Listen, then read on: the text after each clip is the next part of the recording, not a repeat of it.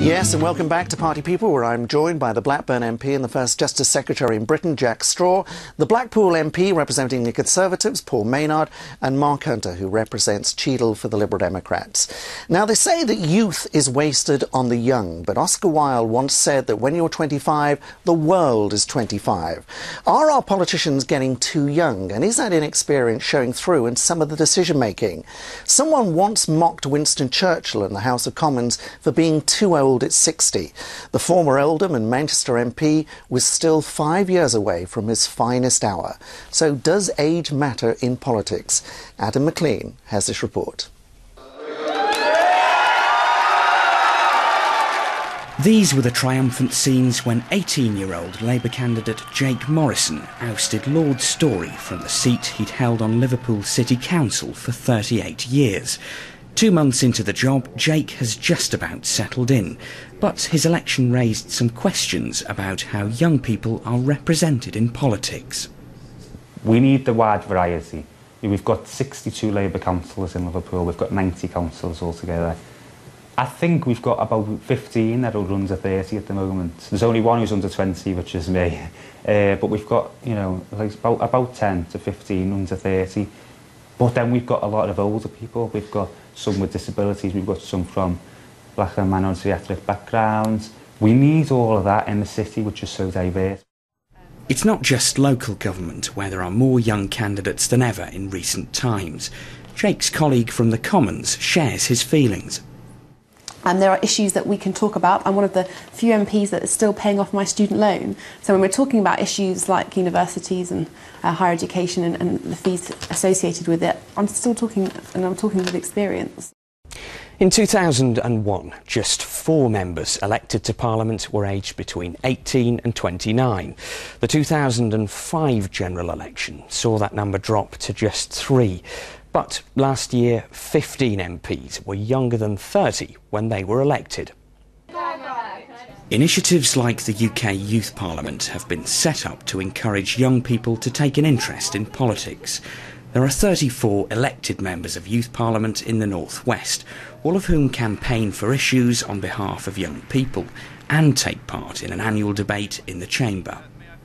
The decisions made now affect the next generation, and the decisions made by the previous generation are affecting us.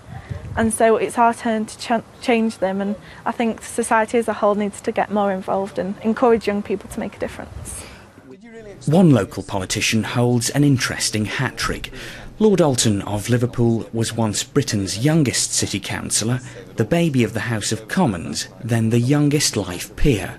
Now, as Professor of Citizenship at Liverpool John Moores University, he often plays a part in recognising the work young people are doing in their communities.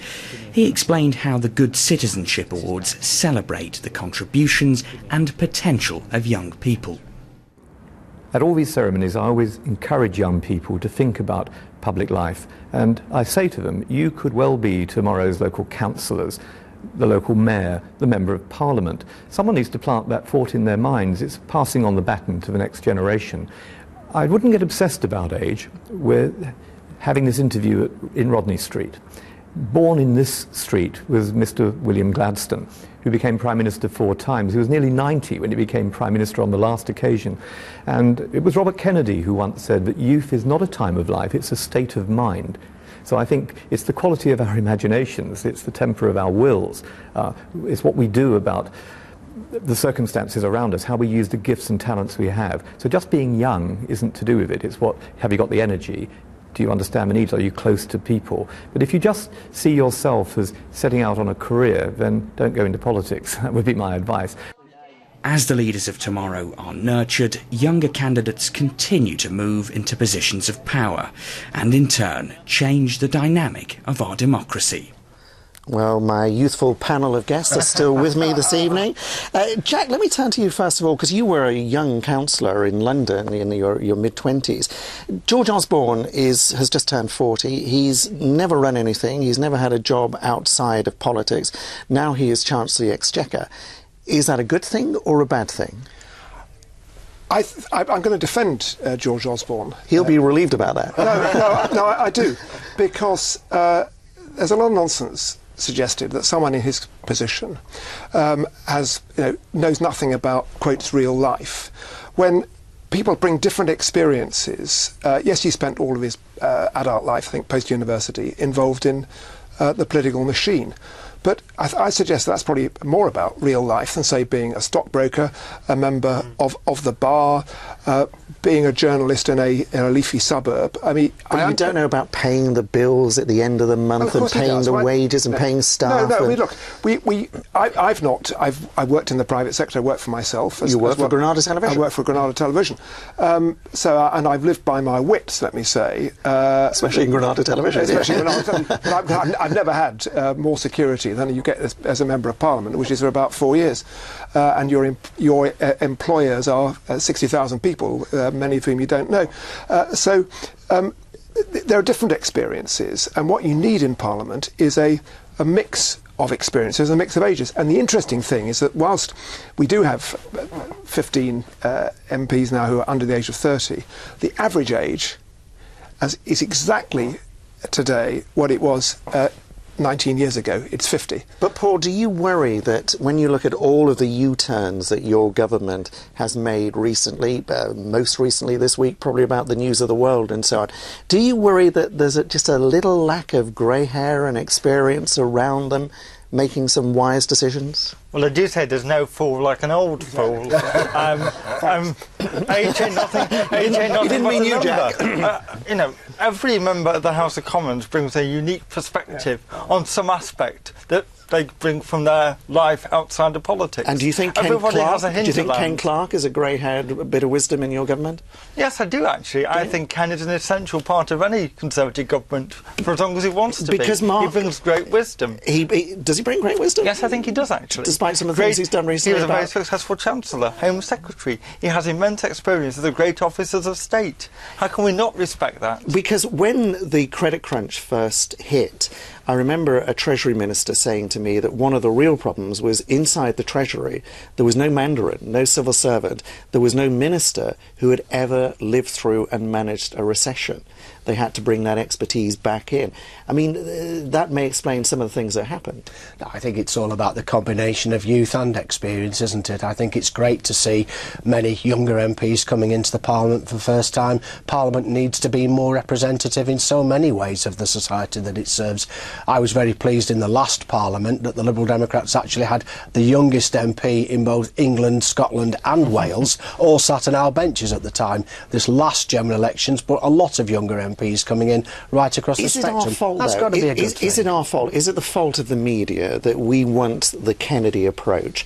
That, Tony Blair was very telegenic and worked very well on television, and that was important, and he had a young family. Well, I don't think so. I mean, I for this occasion, don't blame the media. I mean, what I think is terrific... Rupert Murdoch will be very pleased to hear that. Well, I'll leave him out of this. But what is terrific at the moment is the development and growth of the UK Youth Parliament. Yeah. Something all the parties are encouraging.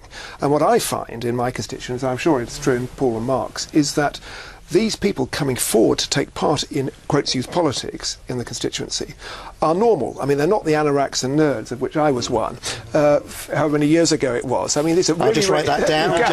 I think they're really, really normal people. I'm just thinking of the obituary, Jack. You referred to that as an anorak and a nerd. But really, I mean, but really, really bright young people who are in the mainstream, right?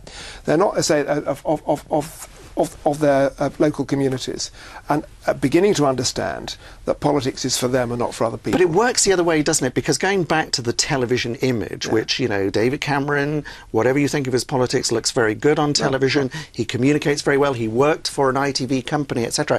Ming Campbell... A lot of people in your party, I'm looking at you, Mark Hunter, because I imagine you were one of those who supported opposition to Ming Campbell. A lot of people said Ming Campbell was just too old. It was the Churchill point, wasn't it? Well, I think, as I think it was David Alton was saying in your report earlier on, actually. You're ducking my question now, No, it's an attitude of mind, isn't it? It's an attitude of mind. And there were all kinds of issues involved around Ming Campbell's leadership of the party, and it's probably best not to dwell on the history of those right now.